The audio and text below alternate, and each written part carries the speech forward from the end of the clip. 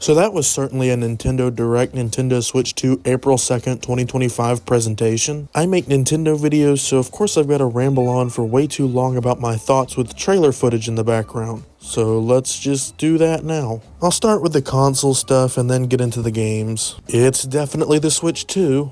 I mean, I like it. I don't really know any other way they could have evolved the Switch without making it entirely different. And they would have been stupid to abandon such a successful brand. They finally showed off what that mysterious C button is, and it was one of the most speculated things. Voice chat. Cool, but it's hard to be too excited when other consoles have had this for years. Heck, even the Wii U had it to a certain extent. You haven't truly lived until you've been called horrible things by 10-year-olds over Minecraft Wii U Edition voice chat. And it's weird that the mic is going to be that close to the TV. Hey, wait a minute, it's just like Wii Speak. A microphone right next to the TV that allegedly cancels out other audio? Technology has progressed, but Nintendo hasn't. There's also this ridiculous camera accessory. I'm pretty sure this was rumored, but most people, including myself, were expecting something more similar to the Game Boy camera, not whatever this thing is. You can use it to, put yourself in the game. I don't know, I'm probably not gonna buy this. And I also saw people complaining that the online voice chat requires the online subscription.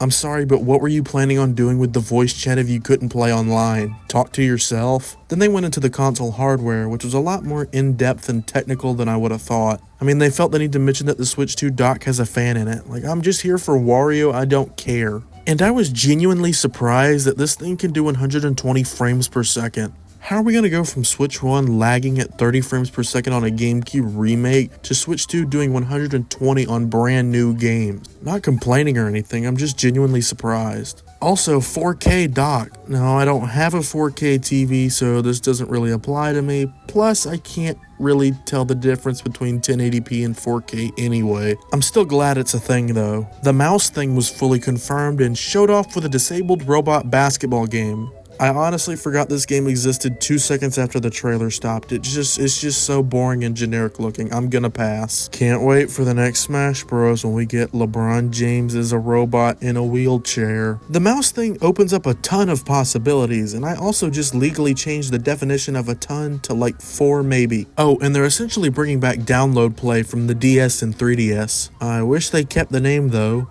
Yes, I'm upset about that. Some screenshots showed us what the system menu looks like, and oh wait, sorry, that's the Switch 1. Here's the Switch 2. It's rounder, so that's nice, I guess. It definitely has a little bit more personality than the Switch 1's, but that's like saying dirt has less flavor than dirt with mustard on it. I probably forgot something, but oh well. But hey, that's just more engagement for the comment section, somebody whining that I didn't talk about their favorite new feature. Now game. Mario Kart World looks really good, and the gimmick of it being essentially open world was pretty unexpected. It's just a new Mario Kart with weird characters. Like a cow, sidestepper, penguin, dead fish, Goomba, you know, the essentials. I can't hold it anymore. The fact that the game is $80 is genuinely unacceptable. We can't go from $60 to $80. I was fully expecting $70, which was still going to be a lot, but only going up $10 wasn't going to be that bad. Going up $20 is ridiculous. I'm just going to hope I can get the bundle, which unfortunately means I'm only going to have the game digitally, which is gross.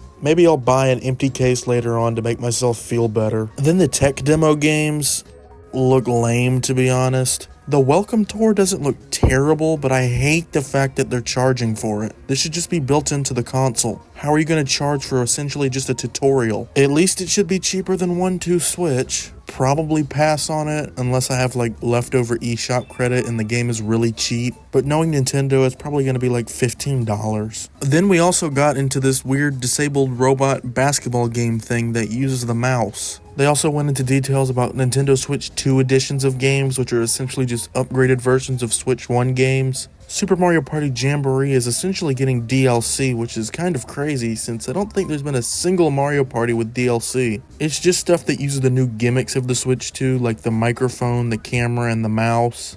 I might buy it since it's only going to be $20 or something to upgrade, maybe. A lot of other games are getting free basic upgrades like Mario Odyssey. I really wish this game got DLC, but whatever, I'll take whatever I can get.